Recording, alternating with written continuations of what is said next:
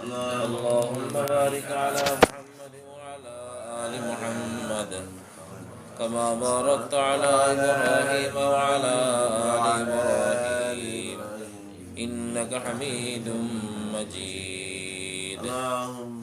أعوذ بالله من الشيطان الرجيم. بسم الله الرحمن الرحيم. إن الذين آمنوا وعملوا الصالحات كانت لهم جنات الفردوس نزلا. صدق الله مولانا العظيم. আল্লাহ রাব্বুল আলামিন কোরআনে কারীমে ইরশাদ করেন,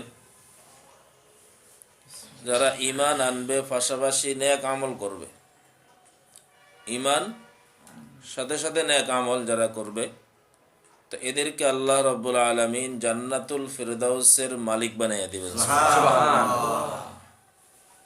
শুধু ঈমান এর দ্বারা যথেষ্ট না। কোরআনে কারীম আল্লাহ তাআলা যত জায়গায় জান্নাতের ওয়াদা করেছেন, প্রত্যেকটা জায়গায় ঈমানের সাথে নেক আমলের কথা উল্লেখ করছেন। ঈমানের সাথে নেক আমল লাগবে। কেন? কারণ হলো শুধু ঈমান দিয়ে মানুষ জান্নাত পর্যন্ত পৌঁছা অনেক কঠিন।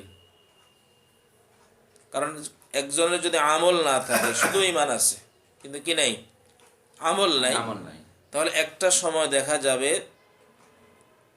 আমল না থাকার কারণে সে হয়তো বেঈমান হয়ে যাওয়ার সম্ভাবনা আছে।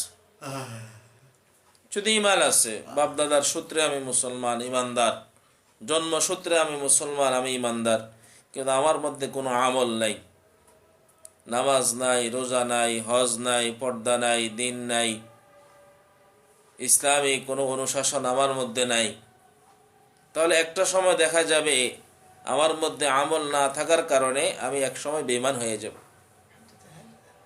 এই জন্য আল্লাহ রাব্বুল আলামিন কোরআনে কারীমে যত জায়গায় জান্নাতের ওয়াদা করেছেন, প্রত্যেকটা জায়গায় ঈমানের সাথে নেক আমলের কথা বলছে।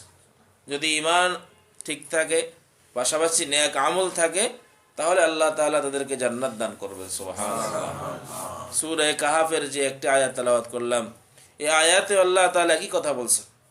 ইন্নাল্লাযীনা আমানু ওয়া আমিলুস সালিহাত কানাত লাহুম জান্নাতুল ফিরদাউসি নুজুলা। যারা ঈমান আনয়ন করবে, ঈমান আনবে, পাশাপাশি নেক আমল করবে, তো আল্লাহ তাআলা এদেরকে জান্নাতুল ফিরদাউসের মালিক বানাইয়া দিবেন। সুবহানাল্লাহ। কিন্তু আমরা দেখতে পাই যে একটা মানুষ দুনিয়ার এই জগৎ ত্যাগ করে যখন কবরের জগতে চলে যায়, তো ওখানের কি অবস্থা পৃথিবীর আর কোনো মানুষ সেখানকার খবর নিতে পারে না।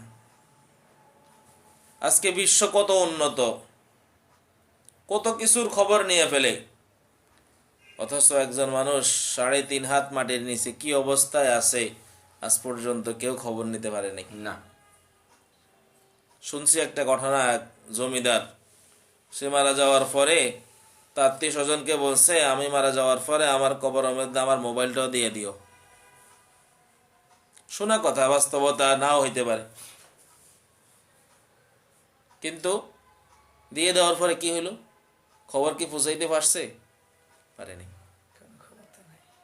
বুঝে আসছে না? আত্মীয় স্বজন কেউ খবর নিতে পারে নাই, সেও তার খবর পৌঁছাইতে পারে নাই। এই জন্য হাদিস শরীফে আসছে, কেউ যখন মারা যায়, তো মারা যাওয়ার পরে তার কবর পর্যন্ত তার আত্মীয় স্বজন তার সাথে যায়, এবং দুনিয়াবি কিছু সামান পত্রও কবর পর্যন্ত যায়। আর আরেকটা জিনিস তার সাথে যায়, সেটা হলো তার নেক আমল। কবরস্থানে মাইয়াতকে রাখার পরে, দাফন করার পরে আত্মীয় স্বজনও ফিরে আসে, দুনিয়াবি কিছু সামান যেগুলো কবরস্থান পর্যন্ত যায় ওগুলোও ফিরে আসে, সাথে থাকি যায় শুধু নেক আমলটুকু। এছাড়া তার সাথে কবরে আর কেউ থাকে না। দুনিয়াতে আমার কত বন্ধু বান্ধব, কত আত্মীয় স্বজন, কত মহাব্বতের লোক, আমার সাথে কত বন্ধুত্বের সম্পর্ক, মহাব্বতের সম্পর্ক,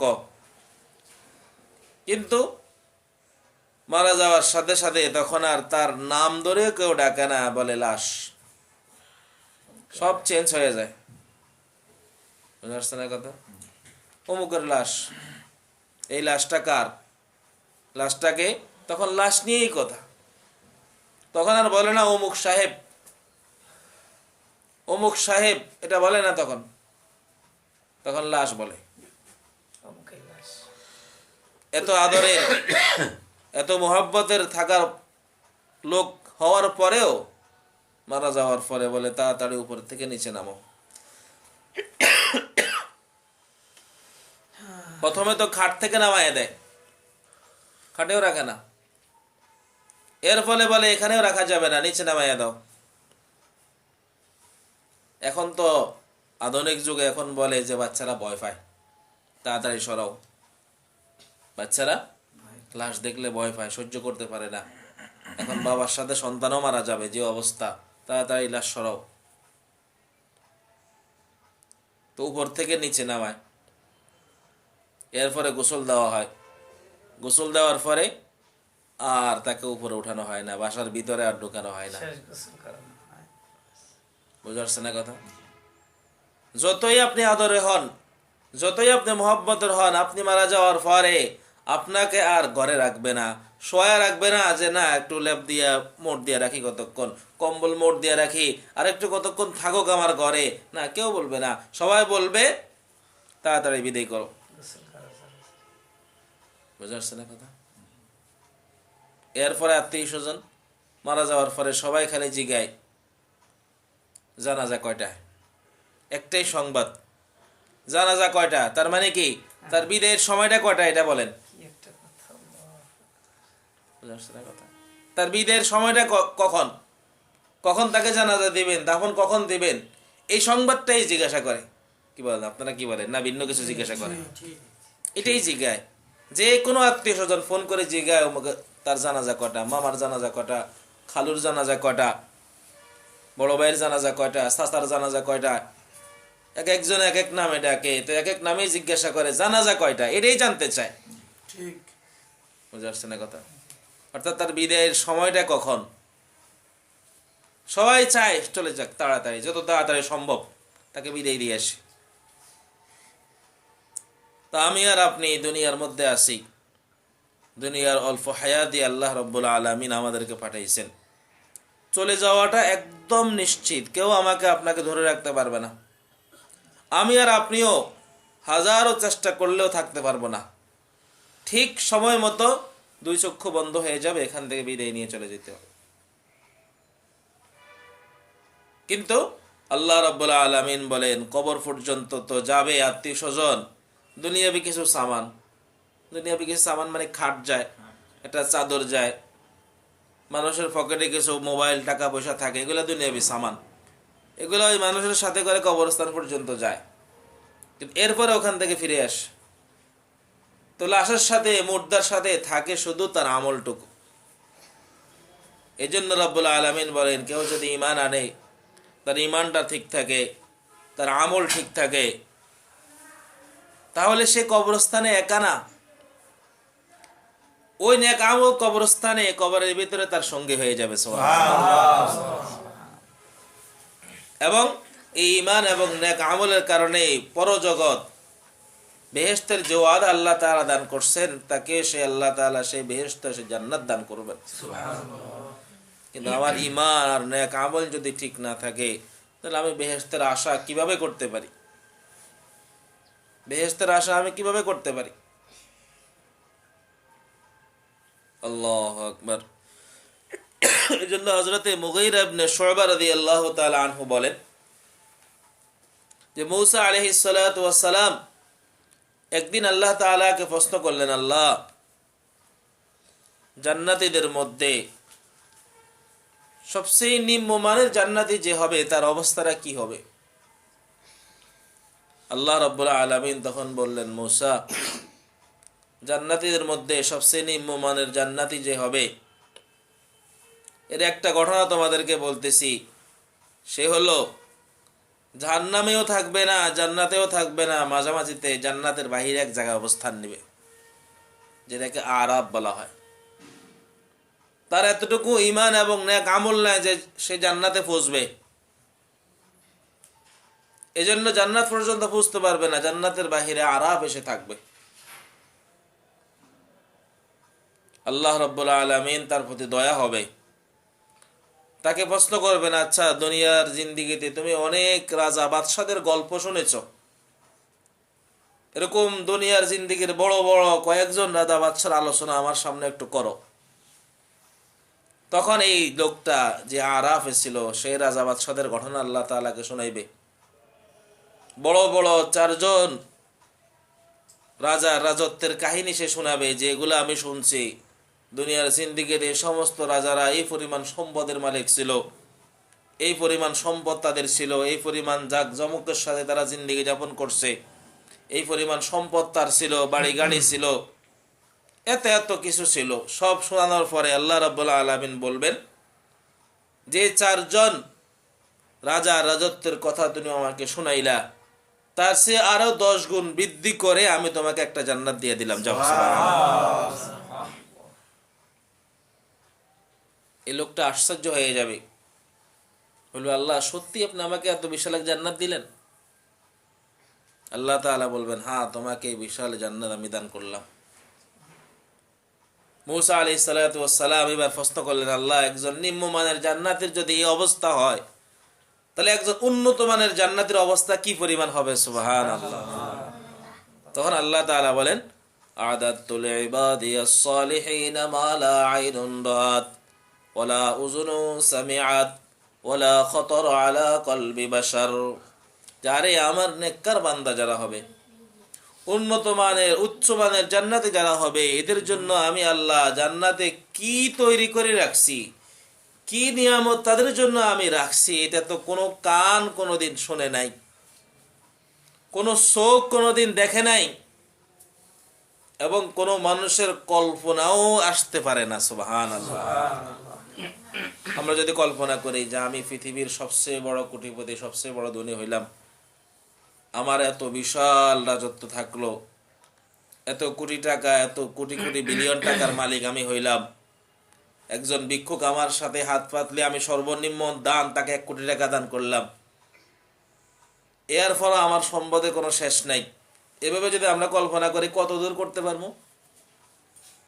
আমাদের কল্পনা হলো সীমিত। আমাদের কল্পনা কি? সীমিত। আল্লাহ রাব্বুল আলামিন বলেন, একটা মানুষ যতটুকু কল্পনা করতে পারে, আল্লাহ তাআলা নেককারদের জন্য জান্নাতে এমন এমন নাজ ও নিয়ামত রাখছেন যে একটা মানুষের কল্পনা ওই পর্যন্ত তো পৌঁছা দূরের কথা, কল্পনা আসতেই পারে না। সুবহানাল্লাহ। এত বেশি রাখছেন জান্নাতীদের জন্য আল্লাহ তাআলা নিয়ামত। বুঝা যাচ্ছে না কথা? এই জন্য যে যে ইমানের নেককার হবে, যে যে ইমানের ইমানদার হবে, যে ব্যক্তি যে স্তরের আমলদার হবে, আল্লাহ রাব্বুল আলামিন জান্নাতে তাকে ওই পরিমাণ স্তর, ওই পরিমাণ মর্যাদা দান করবেন। হাদিস শরীফে রাসূল আকরাম সাল্লাল্লাহু আলাইহি সাল্লাম আরেকজন নিম্নমানের জান্নাতের ঘটনা শোনাইছেন, যে এক লোক জাহান্নামের আগুনে জ্বলতেই থাকবে, জ্বলতেই থাকবে, জ্বলতেই থাকবে। সামান্য ঈমান আছে, সামান্য ঈমান আছে, কিন্তু সারা জীবনে করে নেক আমল করে নাই, এজন্য জাহান্নামের আগুনে জ্বলতে থাকবে। মুমিন যারা গুনাহগার হয়, এরা জাহান্নামের আগুনে জ্বলার পরে ঈমানের বরকতে তারপরে জান্নাতে যাবে, কিন্তু নিজের গুনাহের কারণে, বদ আমলের কারণে, নেক আমল না থাকার কারণে জাহান্নামের আগুনে জ্বলতে হবে। আমরা আল্লাহ তাআলার দরবারে দোয়া করি, আল্লাহ রাব্বুল আলামিন আমাদের সকলকে জাহান্নামের আগুনে জ্বলা ছাড়া বিনা হিসাবে বেহেশত দান করুন। সকলে বলে আমিন। তো ওই জাহান্নামের আগুনে জ্বলতে থাকবে। এক পর্যায়ে সে আল্লাহ রাব্বুল আলামিনের দরবারে ফরিয়াদ করবে, আল্লাহ এই জাহান্নামের আগুনে জ্বলতে জ্বলতে আমি কয়লা হয়ে গেছি, আল্লাহ আপনার দরবারে এবার ফরিয়াদ করতেছি, আপনি অন্তত আমার প্রতি একটু দয়া করুন, আমাকে জাহান্নামের আগুন থেকে উঠাইয়া একটু পাড়ে দিয়ে দেন, জাহান্নামের পাড়ে, জাহান্নামের কিনারায় আমাকে একটু রাখেন, এখানে একটু স্থান দেন। আল্লাহ রাব্বুল আলামিন বলবেন, জাহান্নামের কিনারায় যদি তোমাকে স্থান দেই, পাড়ে উঠাইয়া দেই, তাহলে আবার কিছু চাইবে না তো? পরে না, আল্লাহ ওয়াদা দিলাম, আর কিছু চাইবো না, এতটুকু হইলে আমার যথেষ্ট। আল্লাহ রাব্বুল আলামিন দয়া করে তাকে জাহান্নাম থেকে উঠাইয়া জাহান্নামের পাড়ে বসাইয়া দিবেন, কিনারায় উঠাইয়া দিবেন। এখন সেখানে থাকবে, কিন্তু জাহান্নামের তাপ তার শরীরে এখনো লাগতে থাকবে। আগুনে জ্বলা বন্ধ হয়েছে, কিন্তু জাহান্নামের কিনারায় থাকার কারণে তাপ লাগতে থাকবে। তো এই লোক তার স্মৃতি শক্তি আরো একটু প্রখর হবে, বলবে কি দোয়া করলাম, আর একটু দূরে সরানোর জন্য দোয়া করতাম তাহলে তার ভালো হইতো। তো এবার দোয়া করবে, আল্লাহ জাহান্নামের পাড় পর্যন্ত কিনারা যখন আনে দিয়েছেন, জাহান্নামের তাপ এখনো লাগতেছে, আল্লাহ আর একটু দূরে সরাইয়া দেন যাতে জাহান্নামের তাপ থেকে বাঁচতে পারি। আসছে না কথা? আল্লাহ তাআলা বলবে, এই তুমি না ওয়াদা করলা, তুমি না ওয়াদা করলা আর কিছু চাইবে না, এখন তো ওয়াদা ভঙ্গ করলা। আল্লাহ আপনি তো দয়াবান, আমি জানি, আরেকটু দয়া করেন, আর কিছু চাইবো না, এবার আমার শেষ আবদার যে একটু দূরে সরাইয়া দেন যাতে জাহান্নামের তাপটুকু শরীরে না লাগে। আল্লাহ তাআলা বলবে, আর কিছু চাইবি না তো? বলে না, আল্লাহ আর কিছু চাইবো না, এটাই শেষ চাওয়া। এবার আল্লাহ রাব্বুল আলামিন জাহান্নাম থেকে অনেক দূরে সরাই দিবেন, জান্নাতের কাছাকাছি একটা জায়গার মধ্যে রাখবেন। এখন জান্নাতের কাছাকাছি যাওয়ার পরে তার লোভ আরো বেড়ে যাবে। হায় হায়, জান্নাতের ভিতরে এত সুন্দর দেখা যায়, কি দোয়া করলাম, যদি বলতাম আল্লাহ জান্নাতের গেট পর্যন্ত পৌঁছাই দেন, তো আল্লাহ তো সেটাই মনে কবুল করতেন। এখন আরেকটু স্মৃতি তার ফখর হবে। তো এবার আবার দোয়া করবে, আল্লাহ দয়া তো আপনি অনেক করছেন, এবার আরেকটু দয়া করেন, আল্লাহ আর চাইবো না কিছু, আমার অন্তত জান্নাতের গেট পর্যন্ত একটু নিয়ে যান। সুবহানাল্লাহ। কি বলবে? আল্লাহ জান্নাতের গেট পর্যন্ত একটু পৌঁছাইয়া দেন, আর কিছু চাইবো না, এই শেষ চাওয়া। আল্লাহ তাআলা বলবে, তুমি না বারবার ওয়াদা করো, বারবার ওয়াদা ভঙ্গ করো, তুমি না বললে আর কিছু চাইবে না, আল্লাহ এই শেষ চাওয়া, আর চাইবো না। এবার আল্লাহ রাব্বুল আলামিন দয়া করে তাকে জান্নাতের গেট পর্যন্ত পৌঁছাইয়া দিবেন। সুবহানাল্লাহ। এখন জান্নাতের গেটে যাওয়ার পরে তার লোভ তো আর সামলানো সম্ভব না। হায় হায়, জান্নাতের ভিতরে এত সুন্দর। এখন আবার তার স্মৃতি আরো প্রখর হবে, বলবে হায় হায়, জান্নাতের ভিতরে যদি একটু ঢুকতে পারতাম। বলবে, আল্লাহ আপনি অনেক দয়া করছেন, আমি স্বীকার করি, অস্বীকার করি না, আমার শুধু জান্নাতের ভিতরটা একটু ঘুরে দেখার সুযোগ দান করেন। আল্লাহু আকবার। কি বলবে? জান্নাতের ভিতরে একটু ঢুকার অনুমতি দেন। আল্লাহ তাআলা তখন বলবেন, এই তুই বারবার ওয়াদা করস, বারবার ভঙ্গ করস, তুই না ওয়াদা করলি গেট পর্যন্ত পৌঁছাইলে হবে, আর ভিতরে যাইবি না? আল্লাহ আপনি তো অনেক দয়া করছেন, আর একটু দয়া করেন, এবার একটু ভিতরে ঢুকাই দেন আমারে। আল্লাহু আকবার। এবার আল্লাহ রাব্বুল আলামিন বলবেন, বান্দা আমি কাউকে নিরাশ করি না, তোকেও আমি নৈরাশ করব না। দুনিয়ার সমান 10 দুনিয়া একত্রিত করলে যে জান্নাত পাওয়া যায়, যা তোকে ওই পরিমাণ জান্নাতের মালিক বানিয়ে দিলাম। এই হাদিসটাকে বলা হয় হাদিসে মুসালসাল বিযিহক। নবীজি যখন সাহাবীদেরকে হাদিসটা শোনাইছেন তখন হাসছেন। এই হাদিস শোনানোর সময় নবীজি কি করছেন?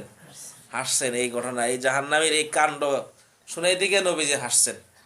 সাহাবায়ে কেরাম শুনে শুনে হাসছে।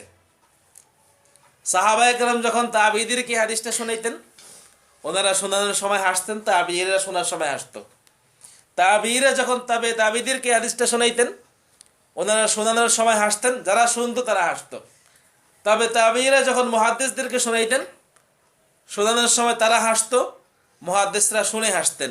মুহাদ্দিসরা একের পর এক অন্যকে শোনাইছেন, প্রত্যেকেই হাসছেন শোনানোর সময়, এবং যারা শুনতো তারা হাসতো। আমি শোনানোর সময় হাসলাম, আপনারাও হাসছেন। হাসছেন কিনা? ওই যে এই হাসিটা কোত্থেকে আসছে? নবীজির থেকে আসছে। এই জন্য এই হাদিসের নাম হয়ে গেছে হাদিসে মুসালসাল বিযিহক, লাগাতার হাসার হাদিস। সুবহানাল্লাহ। যদিও হাসার হাদিস, কিন্তু বাস্তবতা কি? সর্বনিম্ন একজন জান্নাতীকে আল্লাহ রাব্বুল আলামিন 10 দুনিয়া বরাবর এক জান্নাত দান করবেন। সুবহানাল্লাহ। বুঝাচ্ছেন কথা? আল্লাহু আকবার। তাহলে একজন নিম্নমানের জান্নাতীদের এই পরিমাণ সম্মান হয়, এই পরিমাণ মর্যাদা হয়, তো উচ্চ মানের আমলদার, আল্লাহওয়ালা, মুত্তাকি, পরহেজগার, খোদা বিরু যারা, যাদের নেক আমল অনেক, গুনাহ বলতে কিছু নাই, তাদের মর্যাদা, তাদের সম্মান কি পরিমাণ হতে পারে এটা কি কল্পনা করা যায়? না, কল্পনাই করা যাবে না। এজন্য হাদিস শরীফ, হাদিসে কুদসি আল্লাহ তাআলা আমাদেরকে আগে বলে দিয়েছেন যে আমার নেককার বান্দা যারা হবে, আল্লাহ ওয়ালা, বুজুর্গ, মুত্তাকি, পরেজগার যারা হবে, এদের জন্য জান্নাতে আমি কি নিয়ামত রাখছি, আরে এটা তো কোনো কান কোনোদিন শোনে নাই। আমরা জান্নাতে কত নিয়ামতের কথা শুনি না? এটা আমরা কিঞ্চিত শুনি। আল্লাহ তাআলা বলে যে নিয়ামত আমি উচ্চ মানের জান্নাতীদের জন্য রাখছি, এটা তো কোনো কান কোনোদিন শুনেই নেই। চোখে তো দেখা দূরের কথা, চোখেও দেখে নাই, এমন কি মানুষের কল্পনায়ও আসতে পারে না কি পরিমাণ নিয়ামত তাদের জন্য রাখছি। সুবহানাল্লাহ, আল্লাহু আকবার। আমরা তো হয়তো মনে করতে পারি যে এত বিশাল জান্নাত দিয়ে কি করব। এই পৃথিবীর সমান 10টা পৃথিবী একত্রিত করলে যে পরিমাণ হবে, একজন নিম্নমানের, সর্বনিম্ন মানের জান্নাতীকে যদি এত বিশাল রাজত্ব দেওয়া হয়, এত বিশাল জান্নাত দেওয়া হয়, কি করবে এত জায়গা দিয়ে? কল্পনা হয় না এরকম? আমরা যখন রূহের জগতে ছিলাম তখন আমরা ভাবছিলাম যে এই রূহের জগৎটা কত বিশাল জগৎ। ওখান থেকে যখন মায়ের গর্ভে আসলাম তখন এই মায়ের পেটের স্থানটুকুকে আমরা মনে করছিলাম ওরে বাবা, এটা দেখে আরো বড় জগৎ। রূহের জগতের তুলনায় মায়ের পেটের জগৎটাকে আমরা আরো বিশাল মনে করছি। ওরে বাবা, এত বিশাল জগতে আমরা বসবাস করছি, এই জগৎ থেকে আর যাওয়া যাবে না, এখানে থাকবো। কিন্তু সময় মতো আল্লাহ তাআলা যখন সেখান থেকে বাইর করে দিলেন, দুনিয়ার জগৎ দেখার পরে ওরে বাবা, এটা দেখে আরো বিশাল জগৎ, এখান থেকে আর যাওয়া যাবে না, এখানে থাকবো। বুঝে আসছে না কথা? এখান থেকে যখন সময় মতো আল্লাহ তাআলা বাইর করে দিবেন, পরকালের জগতে আমরা ফুসবো, তখন আমাদের কল্পনাই আসবে না হায় পরকালের জগৎটা কত বিশাল হইতে পারে। সুবহানাল্লাহ, বুঝে আসছে না কথা? আমি আগে যে মসজিদে ছিলাম, ওই মসজিদে এক মুসল্লিকে যখন একদিন আলোচনা শোনাইলাম, একটা হাদিস শোনাইলাম, কোন হাদিস শুনেছি আমরা মনে নেই। তিনি বলেন জান্নাতে এত বড় জায়গা দিবে, তো সেখানে কি ভাড়াটিয়া পাওয়া যাবে? দুনিয়াতে তো আমাদের জায়গা বেশি হইলে, বাড়ি 1-2টা বেশি হইলে আমরা ভাড়া দিই, ভাড়াটিয়া পাই, টাকা ইনকাম করি। তো জান্নাতে এত জায়গা, এত বাড়ি দিয়ে কি করবো? ওখানে কি ভাড়াটিয়া থাকবে? কি চিন্তা দেখছেন? দুনিয়ার চিন্তা। তো দুনিয়াবি হাইসিয়তে আমরা আছি, এই জন্য দুনিয়াবি চিন্তা। এখন মনে হইতেছে যে এত বড় জায়গা দিয়ে কি করবো, কিন্তু জান্নাতে যখন পৌঁছে যাব তখন চিন্তাধারা হবে জান্নাতে চিন্তাধারা। সুবহানাল্লাহ, তখন মনে হবে আহা, আমি আরেকটু আমলদার, আরেকটু নেককার হইতে পারলে তো আমার জায়গা আরো বেশি হইতো, কত সুন্দর হইতো। বুঝতে পারছেন না কথা? তখন আফসোস হবে এটা তো কম হয়ে গেল আমার জন্য। আমি আরেকটু ইমানদার হইতে পারলে, আরেকটু ভালো লোক হইতে পারলে তো জান্নাতে আরো বিশাল জায়গায় পাইতাম, আরো বেশি নিয়ামত পাইতাম। সুবহানাল্লাহ। এখন দুনিয়ার জিন্দেগিতে আমাদের চিন্তাধারা দুনিয়াবি হাইসিয়তে, এই জন্য মনে করি এত জায়গা দিয়ে কি করবো, ঢাকা শহরে 3 কাঠার উপর একটা বাড়ি হইলেই তো যথেষ্ট, 6 তলা বিল্ডিং। আরে আমি থাইকা, আমার পোলা মাইয়া থাইকা আরো ভাড়া দিয়ে আর ইনকাম করতে পারবো। আমাদের এখন চিন্তাধারা হলো কি, ছোট চিন্তাধারা, এটা হলো দুনিয়াবি চিন্তাধারা, কিন্তু পরকালের চিন্তা হবে জান্নাতের চিন্তাধারা। সুবহানাল্লাহ। এই জন্য এখানে বসা সেখানের কল্পনা করা সম্ভব না। হযরত সাঈদ ইবনে মুসাইয়্যিব রাদিয়াল্লাহু তাআলা আনহু, হযরত সাঈদ ইবনে মুসাইয়্যিব রাহমাতুল্লাহি আলাইহি, তিনি একজন বিখ্যাত তাবেঈ ছিলেন, সাহাবী না, বড় ওলি ছিলেন। সাহাবী আবু হুরায়রা রাদিয়াল্লাহু তাআলা আনহুর ছাত্র ছিলেন।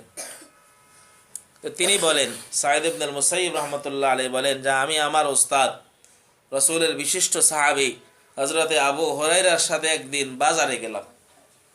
তো আমার উস্তাদ হযরত আবু হুরায়রা রাদিয়াল্লাহু তাআলা আনহু তিনি কিছু সদাই করলেন এবং দিনটি ছিল শুক্রবার। সদাই কেনার পরে আমার উস্তাদ আবু হুরায়রা বললেন, সাঈদ, আজকে শুক্রবার দিন আমরা একসাথে বাজার করলাম, দোয়া করি আল্লাহ তাআলা জান্নাতে যে শুক্রবারে বাজার হবে আমাকে আর তোমাকে জান্নাতি বাজারেও এরকম একসাথে বাজার করার তৌফিক দান করুক, আমিন। সাঈদ ইবনে মুসাইয়্যিব বলেন, হুজুর, জান্নাতে কি বাজার হবে? আমরা তো শুনছি জান্নাতে কোনো বেচা কিনা নেই, বেচা কেনা তো বিশাল জামিলার ব্যাপার, লেনদেনের ব্যাপার। জান্নাতে কি এরকম লেনদেন থাকবে, এরকম জামিলা থাকবে? তখন হযরত আবু হুরায়রা রাদিয়াল্লাহু তাআলা আনহু বলেন যে, শোনো, আমি রাসূলুল্লাহ সাল্লাল্লাহু আলাইহি সাল্লামের নিকট থেকে শুনেছি যে জান্নাতেও বাজার হবে, এবং সেই বাজারটা হবে প্রতি শুক্রবার, সাপ্তাহিক দিন। সুবহানাল্লাহ। জান্নাতীরা যখন জান্নাতে সকলেই বসবাস করতে থাকবে, সকলে যার যার অবস্থান নিয়ে সুখী হবে, সকলে কল্পনার বাহিরে সুখ শান্তি ভোগ করতে থাকবে, কারো কোনো প্রকার অশান্তি পেরেশানি সেখানে থাকবে না। যার যতটুকু নেক আমল ছিল, ঈমান ছিল, ওই অনুপাতে প্রত্যেকে যার যার মর্যাদা অবস্থান করতে থাকবে। এর মধ্যে একজন ঘোষণাকারী ঘোষণা দিবে যে সবাই জান্নাত থেকে বের হয়ে যাও, যার যার জান্নাত থেকে বের হয়ে যাও, বাজারের দিকে চলতে আরম্ভ করো। সবাই চলা আরম্ভ করবে, বাজার দিকে সবাই রওনা হয়ে যাবে। সমস্ত জান্নাতীরা জান্নাত থেকে বের হয়ে বাজারের দিকে রওনা হবে। আল্লাহ রাসূল সাল্লাল্লাহু আলাইহি সাল্লাম বলেন যে বাজারের এক প্রান্ত থেকে আরেক প্রান্ত পর্যন্ত পৌঁছবে,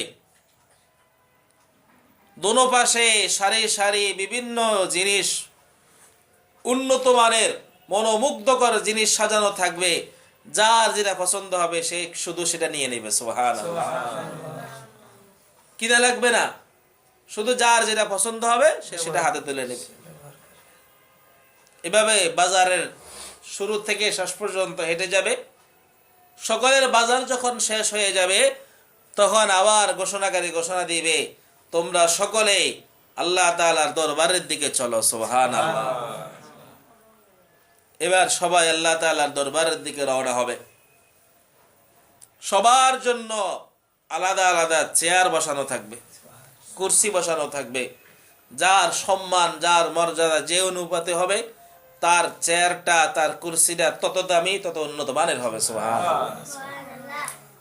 কারো চেয়ার হবে স্বর্ণের, কারো চেয়ার হবে রূপার, কারো চেয়ার হবে মণিমুক্তার। যার যার মর্যাদা অনুযায়ী তার চেয়ার হবে। যে যত বেশি ঈমান এবং নেক আমল বলা হবে, তার চেয়ারটা তত দামি, তত সুন্দর, তত উন্নত হবে। কিন্তু কারো প্রতি কারো হিংসা সেখানে থাকবে না, বিদ্বেষ থাকবে না যে সে এত দামি চেয়ার পাইলো, আমি কেন পাইলাম না, এই চিন্তা সেখানে আসবে না। কেন আসবে না? প্রত্যেকে জানে আমি যেটা পাইছি আমার আমলের তুলনায় এটাই অনেক বেশি। বুঝতে আসছে না কথা? প্রত্যেকে এটা বুঝবে যে আমি যতটুকু আমল করছি, আমার ঈমান এবং নেক আমল যতটুকু ছিল, সে তুলনায় আমি অনেক বেশি পাইছি। অতএব আমার আরেক ভাই বেশি আমল করছে, এই জন্য সে বেশি দামি পাইছে, ওটা নিয়ে তার মধ্যে হিংসা আসবে না। তো জান্নাতে যার যার অবস্থান, যার যার চেয়ারে সকলেই বসার পরে এবার আল্লাহ তাআলার কালামে পাক থেকে তেলাওয়াত করবেন হযরত ইসরাফিল আলাইহিস সালাতু ওয়াস সালাম। ইসরাফিল আলাইহিস সালাতু ওয়াস সালাম এত সুন্দরভাবে কোরআন তেলাওয়াত করবেন, এত মনোমুগ্ধকর তেলাওয়াত হবে যে সবাই বিমোহিত হয়ে যাবে, আত্মহারা হয়ে যাবে। জীবনে কত কণ্ঠ শুনলাম, কত সুন্দর সুন্দর কণ্ঠ শুনলাম, এরকম কণ্ঠ তো জীবনে কোনোদিন কল্পনাই করি নাই। সুবহানাল্লাহ। এত সুন্দর কণ্ঠে কোরআন তেলাওয়াত শোনাবেন হযরত ইসরাফিল আলাইহিস সালাতু ওয়াস সালাম। কোরআন তেলাওয়াত শেষ হওয়ার পরে এবার সবাই দেখবে গোটা আকাশ মেঘাচ্ছন্ন হয়ে গেছে, অন্ধকার হয়ে গেছে, মনে হয় এখনই বৃষ্টি নামবে। সবাই আকাশের দিকে তাকায় থাকবে যে মনে হচ্ছে এখন বৃষ্টি নামবে, বৃষ্টি বর্ষণ হবে। এর মধ্যে ঠিকই এক প্রকারের ঝিরিঝিরি বৃষ্টি বর্ষণ হবে, যে আসলে বৃষ্টি না, সেটা থাকবে মেশকা আম্বর। সুবহানাল্লাহ। এত সুঘ্রাণওয়ালা থাকবে যে ওই ঘ্রাণের কারণে পুরা শরীর যেন স্নিগ্ধ হয়ে যাবে, মনোমুগ্ধকর একটা পরিবেশ সেখানে সৃষ্টি হবে এই সামান্য ঝিরিঝিরি বৃষ্টির কারণে। এরপরে বৃষ্টি বন্ধ হয়ে যাবে। হাদিস শরীফে আসছে এক প্রকার বাতাস আসবে। সুবহানাল্লাহ। হালকা ধরনের অত্যন্ত প্রশান্তিদায়ক, আরামদায়ক একটা বাতাস আসবে। ওই বাতাসটা শরীরে লাগার সাথে সাথে পুরা শরীর মানুষের জান্নাতীদের উজ্জ্বল হয়ে যাবে সুবহানাল্লাহ। আগে যতটুকু সুন্দর ছিল এখন আরো লক্ষ কোটি গুণ সৌন্দর্য বেড়ে যাবে সুবহানাল্লাহ। আগে যতটুকু যৌবন ছিল শরীরে এখন যৌবন যেন আরো কোটি গুণ বেড়ে যাবে সুবহানাল্লাহ। ওই বাতাসের কারণে গোটা জান্নাতীদের রূপ চেঞ্জ হয়ে যাবে। এখন আগে রূপ সৌন্দর্য যা ছিল এখন যেন উপসে পড়া রূপ আল্লাহ তাআলা তাকে দান করবেন সুবহানাল্লাহ। এরপরে জান্নাতীদেরকে শরবত পান করাইবেন, আল্লাহ তাআলার পক্ষ থেকে শরবত পান করানো হবে। হাদিস শরীফে আসছে যে শরবত, যে কোনো মানুষ শরবতের স্বাদ এরকম হইতে পারে যে এটা কোনো মানুষ কল্পনাই করতে পারে না সুবহানাল্লাহ। বলবে কত সুস্বাদু শরবত দুনিয়াতে খাইছি, কিন্তু এরকম শরবত তো আমরা কল্পনাই করি নাই কখনো। শরবত এত সুস্বাদু হইতে পারে, এত মজাদার হইতে পারে, এত মনোমুগ্ধকর হইতে পারে, এটা কল্পনাই তো আমরা করি নাই কোনোদিন। ওইরকম সুস্বাদু শরবত পান করানোর পরে এবার আল্লাহ রাব্বুল আলামিনের পক্ষ থেকে ঘোষণা আসবে, ও জান্নাতীরা, আমি তোমাদেরকে যে ওয়াদা দিছিলাম যে তোমরা যদি ঈমান আনো, নেক আমল করো, তো জান্নাতের তোমাদেরকে নিয়ামত দান করব, আমি কি আমাদের ওয়াদা পুরা করছি? তোমরা কি ওয়াদা মতো জান্নাতি নাজ নিয়ামত তোমরা পেয়েছো? সমস্ত জান্নাতীরা বলবে, আল্লাহ আপনি আপনার ওয়াদা পুরা করেছেন, আপনি আমাদের সাথে যে ওয়াদা দিয়েছেন পরিপূর্ণ করেছেন, বরং আমরা আমাদের পাওনার চেয়ে আরো বেশি নাজ নিয়ামত পাইছি সুবহানাল্লাহ। বুঝা আসছে না কথা? হাদিস শরীফে আসছে সেখানেও উলামায়ে কেরামের দরকার হবে, সেখানেও উলামায়ে কেরামের দরকার হবে। মানুষ তখন উলামায়ে কেরামের কাছে দৌড়ায় যাবে, হুজুর একটু বলেন আর কোন নিয়ামত বাকি আছে কিনা যেটা আমরা আল্লাহর কাছে চাইতে পারি। সুবহানাল্লাহ। তখন উলামায়ে কেরাম শিখাই দিবেন, হ্যাঁ জান্নাতের সবচেয়ে বড় নিয়ামত যেটা, সেটা হলো আল্লাহ তাআলার দিদার। আমরা তো এখনো সে নিয়ামত পাই নাই। সবাই দরখাস্ত করে আল্লাহ তাআলার কাছে, আল্লাহ যেন জান্নাতের সর্বোচ্চ যে নিয়ামত আল্লাহ তাআলার দর্শন, আল্লাহ তাআলাকে দেখা, আল্লাহ তাআলার দিদার নসিব হওয়া, সবাই দোয়া করো, আল্লাহ তাআলার দরবারে দরখাস্ত করো, আল্লাহ তাআলা যেন সেই নিয়ামতটুকু এখন সকলকে দান করেন। উলামায়ে কেরাম শিখাইয়া দিবেন, হাদিস শরীফে আসছে। বুঝা আসছে না কথা? তখন সারা পৃথিবীর সমস্ত জান্নাতীরা আল্লাহ তাআলার দরবারে এক বাক্যে দরখাস্ত করবে, আল্লাহ আপনি তো আমাদেরকে অগণিত অসংখ্য নিয়ামত দান করেছেন, আপনার সমস্ত ওয়াদা পুরা করেছেন, কিন্তু এখনো একটা নিয়ামত আমরা পাই নাই। সে নিয়ামতটুকু হলো আল্লাহ আপনাকে দেখা। আপনি কেমন, সারা জীবন আপনার কথা শুনছি, আপনার আলোচনা শুনছি, আপনি কেমন এটা আমরা এখনো দেখতে পাই নাই, আমরা এখন আপনাকে একটু দেখতে চাই। সুবহানাল্লাহ। তখন আল্লাহ তাআলা বলবেন, হ্যাঁ আমার ওয়াদা ছিল, আমি আমার দিদারও তোমাদেরকে দান করব জান্নাতে, আজকে আমি তোমাদেরকে আমার দিদার দিতেছি। এই কথা বলে আল্লাহ তাআলা সকলের সামনে উদ্ভাসিত হবেন। সুবহানাল্লাহ। সাহাবায়ে কেরাম জিজ্ঞাসা করলেন, ইয়া রাসূলুল্লাহ, আল্লাহ তাআলাকে যখন মানুষ দেখবে তখন ধাক্কাধাক্কি, ঠেলাঠেলি, বিরাবিরি হবে না? এত মানুষ, কোটি কোটি মানুষ।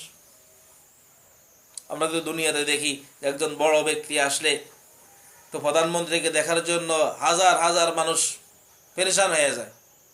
বুঝলেন না কথা? কে কাছের থেকে দেখবে, কে কাকে ধাক্কা দিয়ে একটু ভালোভাবে দেখবে। তো আল্লাহ তাআলা যখন সামনে আসবেন তো আল্লাহ তাআলাকে দেখার জন্য তো জান্নাতে এরকম পাগল হয়ে যাবে। আর জান্নাতীদের জন্য সবচেয়ে বড় নিয়ামত হলো আল্লাহ তাআলাকে দেখা। ওই নিয়ামত পাওয়ার জন্য তো ধাক্কাধাক্কি হবেই, বিরাবিরি হবেই। আল্লাহ রাসূল সাল্লাল্লাহু আলাইহি সাল্লাম বলেন, আরে শোনো, পূর্ণিমার চাঁদ তোমরা দেখেছো?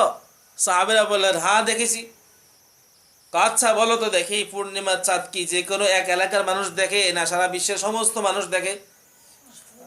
সাহাবীরা বললেন, ইয়া রাসূলুল্লাহ, সারা বিশ্বের সমস্ত মানুষ একসাথে দেখে।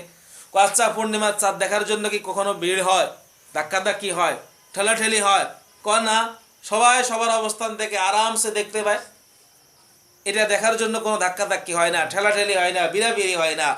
আল্লাহ রাসূল সাল্লাল্লাহু আলাইহি সাল্লাম বলেন, আল্লাহ তাআলাকেও সবাই এরকম সমানভাবে দেখবে, কারো কোনো প্রকার দেখতে কষ্ট হবে না, কোনো ঠেলাঠেলি হবে না, কোনো বিরাবিরি হবে না, ধাক্কা হবে না, বরং আরামসে সকলেই সমানভাবে দেখতে পাবে। সুবহানাল্লাহ। এবার জান্নাতীরা জান্নাতের সর্বোচ্চ মর্যাদার যে নিয়ামত আল্লাহ তাআলাকে দেখা, এই নিয়ামতটুকু তারা লাভ করবে। এরপরে মজলিস শেষ হয়ে যাবে, আল্লাহ তাআলা বলবেন আজকে দিন ছিল শুক্রবার। আজকে দিনটা কি? শুক্রবার। দুনিয়ার জিন্দেগিতে তোমরা শুক্রবারে সকলে একত্রিত হইতে মিলতে, এজন্য জান্নাতে আমি ওই মিলনের দিবস শুক্রবারকে তোমাদের জন্য মিলন দিবস হিসেবে কবুল করে দিলাম। সুবহানাল্লাহ। প্রতি শুক্রবারে তোমরা এইভাবে একত্রিত হবে এবং প্রতি শুক্রবার ইনশাআল্লাহ আমার দিদারও তোমরা পাবে। সুবহানাল্লাহ। এরপরে জান্নাতীরা যার যার অবস্থানে চলে যাবে, জান্নাতে চলে যাবে। যাওয়ার পরে দেখবে তাদের যে হুরদেরকে তারা বাসায় রেখে আসছে, এরা সব চেঞ্জ হয়ে গেছে। তো জান্নাতীরা বলবে হুরদেরকে, কি ব্যাপার, তোমাদেরকে আমরা যেভাবে রেখে গেলাম বাসায়, এখন দেখি তোমরা চেঞ্জ হয়ে গেছো। তোমাদের আগে যেই পরিমাণ রূপ লাবণ্য সৌন্দর্য ছিল, এখন দেখি যে তা কোটি কোটি গুণ বেড়ে গেছে। সুবহানাল্লাহ। হুরেরা বলবে, আমরা তো তোমাদেরকেও দেখতেছি উল্টা, তোমরা আগে যেরকম ছিলে এখন দেখি তোমাদের রূপ যৌবন আরো বেড়ে গেছে। সুবহানাল্লাহ। তখন তারা বলবে যে এক প্রকার বাতাস আমাদের গায়ে আসছিল, ওই বাতাসের লাগার পর থেকে আমরা সব চেঞ্জ হয়ে গেছি। হুরিরা বলবে আমাদের গায়ে ওই বাতাসটুকু লাগার পরে আমরাও চেঞ্জ হয়ে গেছি। সুবহানাল্লাহ। হাদিস শরীফ আসছে, আল্লাহ তাআলা সেই কুদরতি বাতাস সমস্ত জান্নাতীদের গায়ে লাগার সাথে সাথে তাদের যৌবন, তাদের সৌন্দর্য লাবণ্য শত গুণে বেড়ে যাবে। সুবহানাল্লাহ। তো জান্নাতের নাজ ও নিয়ামতের কথা বলে শেষ করা যাবে না। জান্নাতের নাজ ও নিয়ামতের কথা বলে শেষ করা যাবে না। কিন্তু আল্লাহ রাসূল সাল্লাল্লাহু আলাইহি সাল্লাম বলেন, এই জান্নাতকে আল্লাহ তাআলা রাখছেন কাঁটার ভিতরে, কাঁটা কষ্টদায়ক জিনিসের ভিতরে রাখছেন। হুজিবাতিল জান্নাতু বিল মাকারিহি ওয়া হুজিবাতিন নারু বিশ শাহাওয়াত। আল্লাহ রাসূল সাল্লাল্লাহু আলাইহি সাল্লাম বলেন যে আল্লাহ তাআলা জান্নাতকে রাখছেন, জান্নাতের চতুর্পাশে হলো কাঁটা, কণ্টকারময় জায়গা, কণ্টকময় জায়গা, কণ্টকাকীর্ণ জায়গা, অর্থাৎ চতুর্পাশে কাঁটা আর কাঁটা দিয়ে ভরপুর। এই জান্নাত পর্যন্ত পৌঁছা অনেক কঠিন। আর জাহান্নামকে আল্লাহ তাআলা রাখছেন কিসের ভিতরে? মনোমুগ্ধকর জিনিসের ভিতরে, তাকাইলে চোখ জোড়াইয়া যায়। একটা সুন্দরী মেয়ে সামনে আসতেছে, খালি তাকাইতেই মনে চায়, এত সুন্দর, কিন্তু এই তাকানের ভিতরে আল্লাহ তাআলা রাখছেন জাহান্নাম। নাউজুবিল্লাহ। বুঝা আসছে না কথা? ফজরের টাইমে ঘুম থেকে উঠতে কষ্ট হয়, শীতের দিন মনে চায় কম্বলটা মোড় দিয়ে শুয়ে থাকি। বুঝা আসছে না কথা? ঠিক। কত আরাম। এই কষ্টের ভিতরে আল্লাহ তাআলা রাখছেন জান্নাত। সুবহানাল্লাহ। উঠতে কষ্ট হয় না, এই কষ্টের ভিতরে আল্লাহ তাআলা কি রাখছেন? জান্নাত। জান্নাত রাখছেন। তো গুনাহে লিপ্ত হয়ে যাওয়া এটা বড় আরামদায়ক জিনিস। গুনাহে লিপ্ত হওয়া কি বড় আরামদায়ক জিনিস। মনে চায় গুনাহ করি, কি বলেন? মনে চায় না? মনে তো চাইবে এই গুনাহ করি, কিন্তু এই গুনাহের মধ্যে আল্লাহ তাআলা রাখছেন জান্নাতকে। আর গুনাহ থেকে কষ্ট করে ফিরানো, নিজেকে ফিরে রাখা, এই কষ্টের ভিতরে আল্লাহ তাআলা রাখছেন জান্নাতকে। সুবহানাল্লাহ। নামাজ পড়তে কষ্ট লাগে কিনা? লাগে। কষ্টের ভিতরে আল্লাহ তাআলা জান্নাত রাখছেন। রোজা রাখতে কষ্ট লাগে কিনা? লাগে। কষ্টের ভিতরে আল্লাহ তাআলা জান্নাত রাখছেন। শরীয়ত মতো চলতে কষ্ট হয় কিনা? হয়। এই কষ্টের ভিতরে আল্লাহ তাআলা জান্নাত রাখছেন। মেয়ে লোক থেকে নজর ফিরায় রাখা কষ্ট হয়, এই কষ্টের ভিতরে আল্লাহ তাআলা জান্নাত রাখছেন। বাবির সাথে দেখা সাক্ষাৎ, বাবির সাথে দেখা থেকে নিজেকে কন্ট্রোল করা, ফিরায় রাখা কষ্ট হয়, এর ভিতরে আল্লাহ তাআলা জান্নাত রাখছেন। খালাতোর বোন, মামাতো বোন, চাচাতো বোন, এদের সাথে শরীয়ত নিষিদ্ধ করে দিয়েছে, দেখা যাবে না, এদের সাথে কথাবার্তা বলা যাবে না, হারাম করে দেওয়া হয়েছে। এদের থেকে নিজেকে ফিরে রাখা, বিরত রাখা, এটা কষ্ট হয়, এই কষ্টের ভিতরে আল্লাহ তাআলা জান্নাত রাখছে। বুঝা যাচ্ছে না কথা? আবার জাহান্নামকে আল্লাহ তাআলা এগুলোর ভিতরে ঢুকাই দিয়েছেন, যেগুলো আরামদায়ক জিনিস। নামাজ না পড়লে ভালো লাগে, নামাজ না পড়ে সারতে পারলে কি মজা লাগে, রোজা না রাখতে পারলে কি লাগে? মজা লাগে। অথচ এই মজার ভিতরে জাহান্নাম।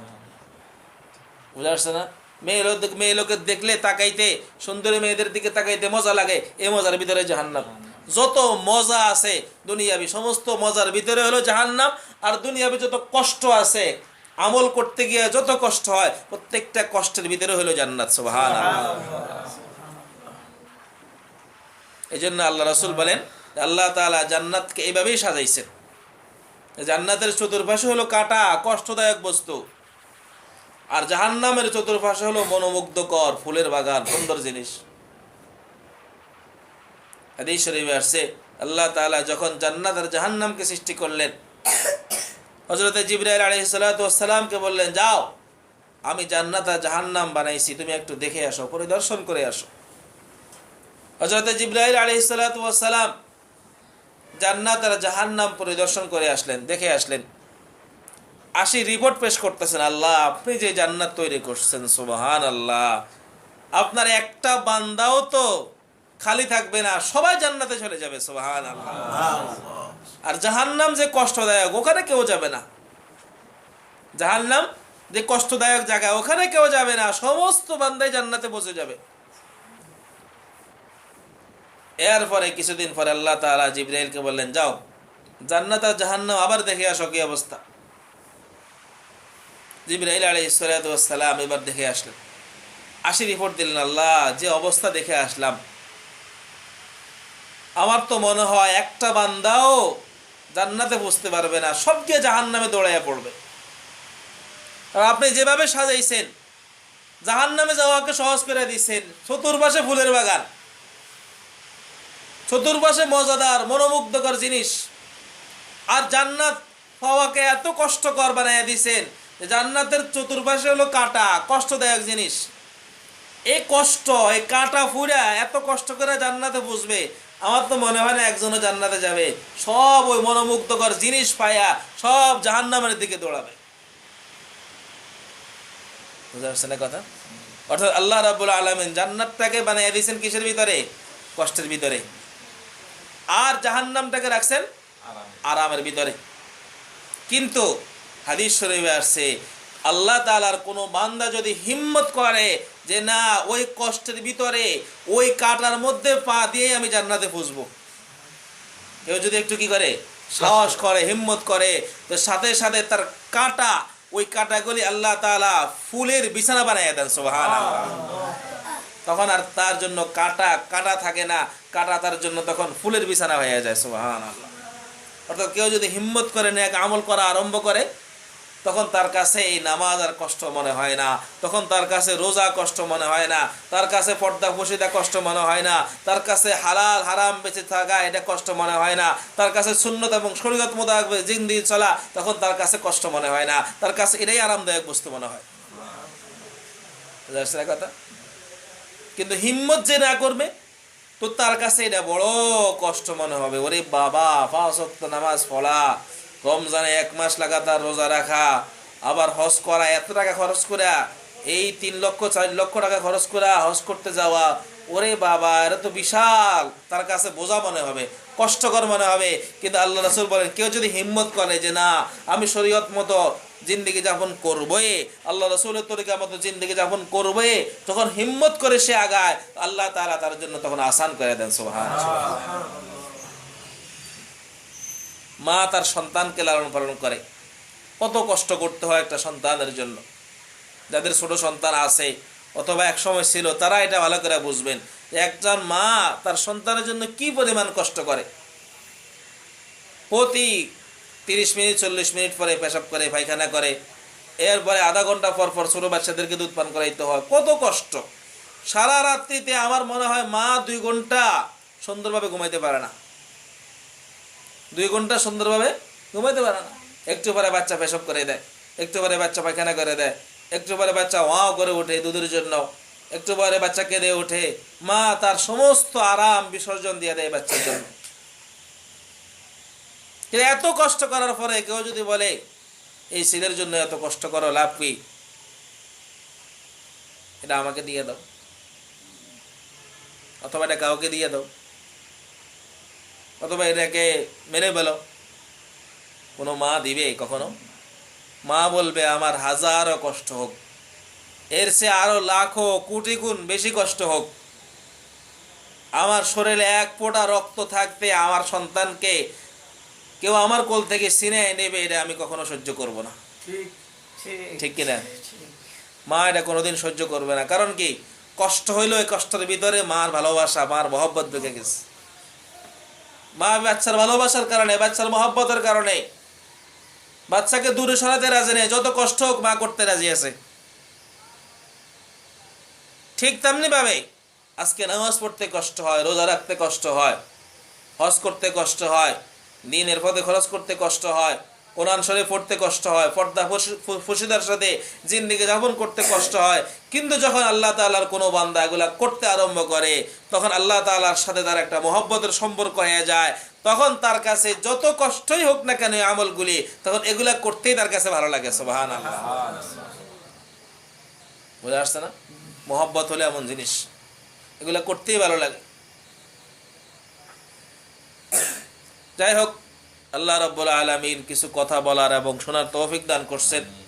জান্নাতের আলোচনা চলতেছিল যে জান্নাতটা হলো এত বিশাল যেটা কল্পনাই করা যাবে না, যেটা কল্পনাই করা যাবে না। হযরত জিবরাইল আলাইহিস সালাতু ওয়াস সালামকে আল্লাহ রাব্বুল আলামিন বললেন, জান্নাতটা দেখে আসো, শুরু থেকে শেষ পর্যন্ত একটু ঘুরে আসো। আগে তো ছিল দেখে আসো, এখন বলছেন শুরু থেকে শেষ পর্যন্ত একটা চক্কর দিয়ে আসো। জিবরাইল আলাইহিস সালাতু ওয়াস সালাম উড়া আরম্ভ করলেন। জিবরাইলের ফাঁকা কয়টা? 600 ফাঁকা। কয়টা ফাঁকা? 600 ফাঁকা। আমরা বিমান দেখি, বিমানের ফাঁকা কয়টা? দুইটা। এই দুইটা ফাঁকা দিয়ে যখন বিমান উড়ে, ঘন্টা কত মাইল চলে যায়? বুঝে আসছে না কথা? দুইটা ফাঁকা দিয়া। আর যদি 600 ফাঁকা দিয়ে জিবরাইল ওড়ে, তাহলে সেকেন্ডে কত মাইল যাবে? কল্প করা যায়? একটা উদাহরণ দিলে সহজেই বুঝবেন। হযরত ইউসুফ আলাইহিস সালাতু ওয়াস সালামকে যখন তার ভাইরা কূপে ফেলাই দিয়েছে, এই ঘটনা তো আপনারা সকলেই জানেন।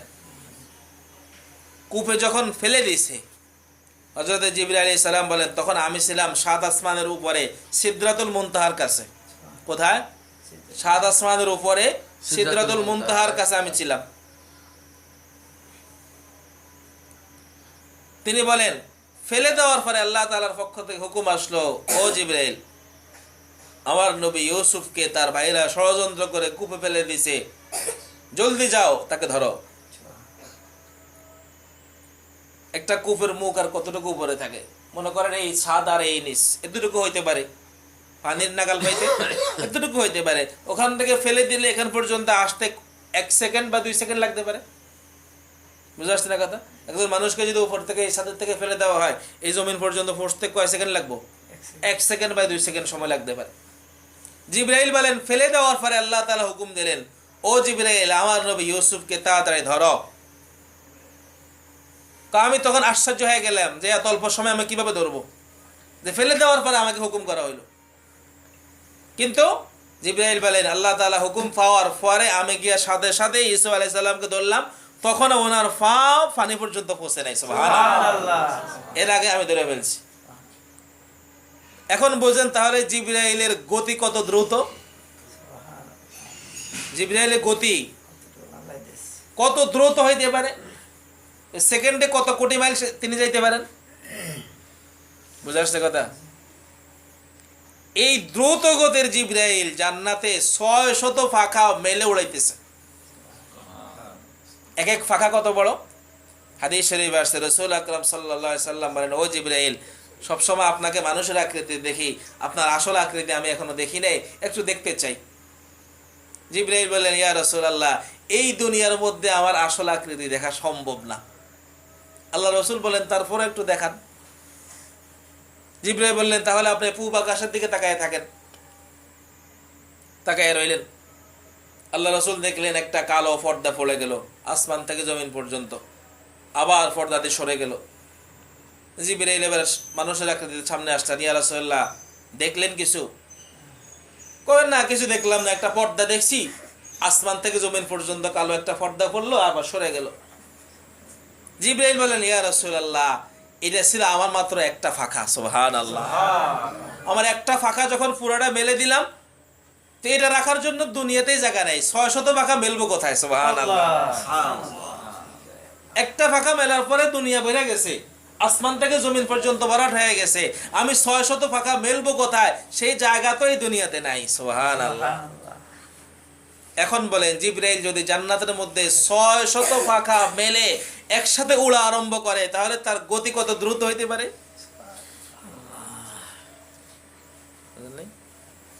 আল্লাহু আকবার। জিবরাইল আলাইহিস সালাতু ওয়াস সালাম এই 600 পাখা মেলে এত দ্রুত গতিতে জান্নাতে উড়া আরম্ভ করছেন যে এই মাথা থেকে ওই মাথা পর্যন্ত যাবেন।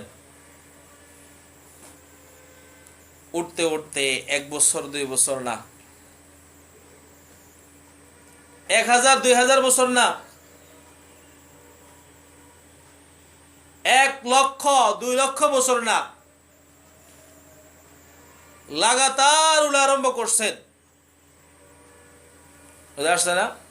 লক্ষ লক্ষ বছর পার হয়ে গেছে, উড়া আরম্ভ করছেন, কিন্তু এখনো দেখেন জান্নাতের কোনো কুল কিরানাই নাই। সুবহানাল্লাহ। এবার জিবরাইল বলতেছে, আল্লাহ, জান্নাতে আমি আমার 600 পাখা মেলে উড়া আরম্ভ করছি, লক্ষ লক্ষ বছর উড়ার পরেও জান্নাতের কিনারা এখনো পাইতেছি না। আল্লাহ, ওই প্রান্তটা আর কত দূর? ওই প্রান্তটা আর কত দূর? তখন আল্লাহ তাআলা বলতেছেন, জিবরাইল, তুমি আমার জান্নাতের প্রথম সারির প্রথম খুঁটি পর্যন্তই বুঝতে পারো না। সুবহানাল্লাহ। ওই কিনারা তো দূরের কথা, ওই প্রশ্ন তো তুমি পরে করবা, প্রথম সারির প্রথম খুঁটি পর্যন্ত এখনো বুঝতে পারো না। সুবহানাল্লাহ। জান্নাতটা হলো এত বিশাল। তাহলে এখন বলেন, ওই জান্নাতের এই দুনিয়া বরাবর 10 দুনিয়ার সমান যদি একজন নিম্নমানের জান্নাতীকে দেওয়া হয়, তাহলে জান্নাতের জায়গার অভাব হবে না। আল্লাহু আকবার। আল্লাহু আকবার। এই বিশাল নাজ ও নেয়ামত, বিশাল জান্নাতের ব্যবস্থা আল্লাহ তাআলা রেখেছেন কাদের জন্য? ঈমান এবং নেক আমল ওয়ালাদের জন্য। এইজন্য কোরআনে কারীম আল্লাহ তাআলা বলেন, ইন্নাল্লাযীনা আমানু ওয়া আমিলুস সালিহাতি কানাত লাহুম জান্নাতুল ফিরদাউসি নুজুলা। জান্নাতের মধ্যে সবচেয়ে উত্তম জান্নাত হলো জান্নাতুল ফিরদাউস। সবচেয়ে উত্তম জান্নাত কি? জান্নাতুল ফিরদাউস। এজন্য আল্লাহ রাসূল দোয়া করতেন, আল্লাহ, আমাকে আপনি জান্নাতুল ফিরদাউসে স্থান দিয়েন, জান্নাতুল ফিরদাউসে স্থান দিয়েন। আমরাও দোয়া করি, আল্লাহ আমাদেরকে জান্নাতুল ফিরদাউস দান করেন, জান্নাত দান করেন, জান্নাতুল ফিরদাউস দান করেন। আল্লাহ তাআলা বলেন, যারা ঈমান আনবে এবং পাশাপাশি নেক আমল করবে, ঈমান এবং কি নেক আমল, তো তাদেরকে আল্লাহ তাআলা জান্নাতুল ফিরদাউসের মালিক বানিয়ে দিবেন। সুবহানাল্লাহ।